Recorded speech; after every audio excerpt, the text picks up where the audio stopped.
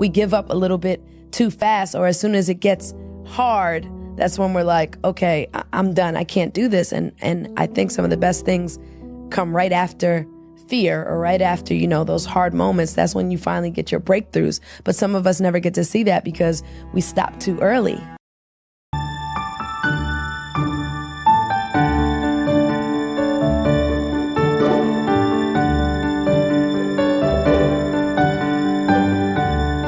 At the end of every day, you look yourself in the mirror and you ask yourself, did I get better today? If the answer is yes, and you do that for 5 years, 10 years, 15 years, how much better are you going to be? Are you getting better every single day? That's the question. And it's just taking small steps. You don't try to get it all done in one day, in 1 week, in 1 year. It's the process of getting better every day and doing that for a period of years that then create the masterpiece.